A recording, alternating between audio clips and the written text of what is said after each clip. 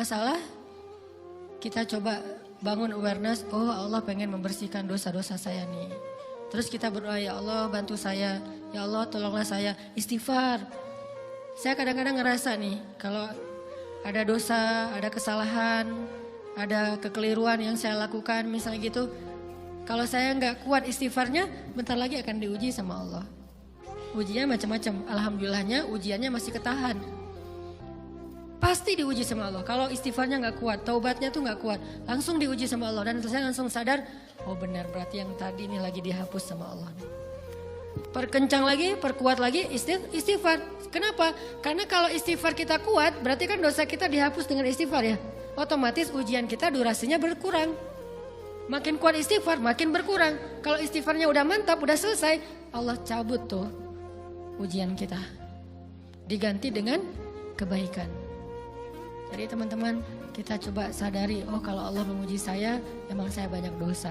Sebelum kita mencari kambing hitam, nyalah-nyalahin orang lain, sebelum kita marah kepada orang lain, kadang wajar kita marah kepada orang lain gara-gara ucapannya, komennya, teks dari dia, wajar. Tapi sebelum itu, marah dulu kepada diri kita atas dosa dan kesalahan kita yang baru saja kita lakukan. Atau yang dulu kita lakuin dan belum benar-benar kita tinggalkan. Kalau kita ngerasa banyak dosa di masa lalu sebelum kita taubat, hijrah, berarti mungkin itulah alasan kenapa sekarang kita diuji setelah hijrah. Kenapa agak-agak harus jungkir balik setelah kita hijrah. Kenapa harus sedikit berdarah-darah setelah kita hijrah. Anggap aja itu untuk mengkifarat, membersihkan dosa-dosa kita yang telah lalu. Supaya apa? Supaya kalau kita pulang kepada Allah, kita pulang dalam keadaan bersih. Dan itu pasti akan menjadi orang yang paling beruntung. Daripada nanti diberesin di akhirat, mending diberesin di dunia kan? Soalnya kalau diberesin di akhirat, itu lebih berat. Akhirat itu perlakuannya beda dengan di dunia. Di dunia kalau kita salah, akan dibalas oleh Allah. Kalau kita belum taubat, dibalas oleh Allah sama. Tapi di akhirat, ukurannya beda. Sehingga heran ya, kalau ada orang yang merasa beruntung lolos dari hukuman dunia, dia pikir dia udah lolos dari hukuman Allah, mending dia beresin deh di dunia daripada nanti di akhir berlarut-larut. Itu bahaya banget. Kalau buat saya pribadi dan saya yakin teman-teman juga kayak gitu, gak mau ada masalah di akhirat, mending masalah di dunia aja. Tapi masalah di dunia juga kita gak mau berlarut-larut, pengen cepat dimudahin sama Allah. Caranya istighfar. Tidaklah Allah memberikan kepada kita ujian kecuali salah satu alasannya pengen menghapuskan dosa.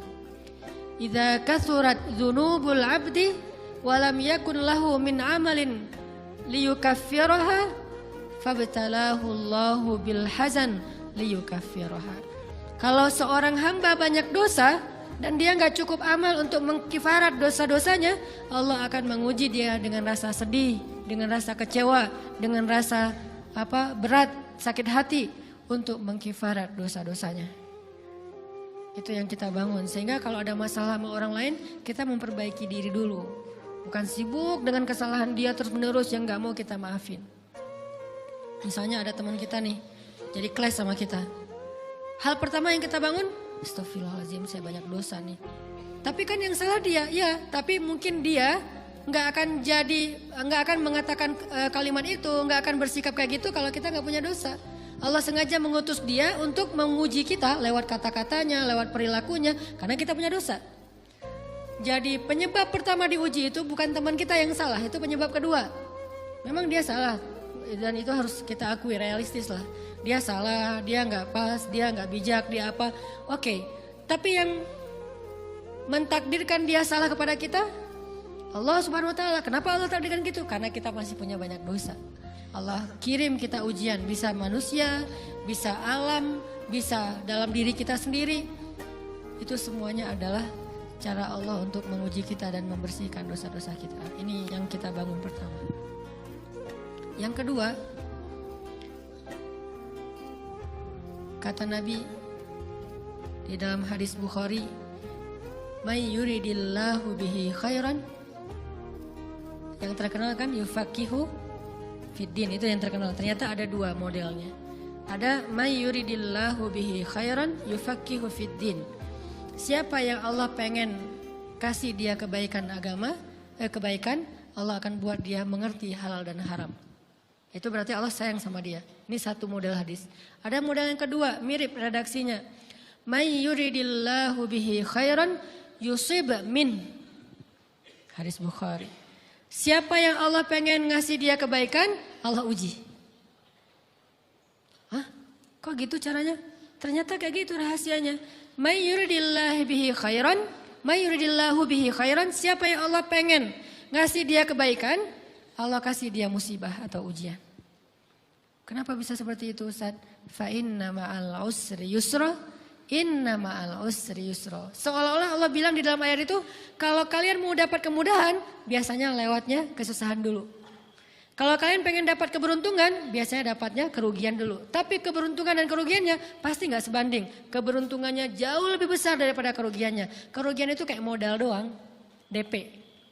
Jadi kalau kita mau dapat kejutan dari Allah, Allah kasih kita DP. DP-nya apa? Ujian, DP-nya musibah, DP-nya rasa nggak nyaman. Itu DP tuh. DP terhadap apa? DP dari Allah terhadap hadiah-hadiah besar yang Allah pengen ngasih ke kita setelahnya. Cuman banyak orang yang menolak DP ini. Sama kayak kita misalnya.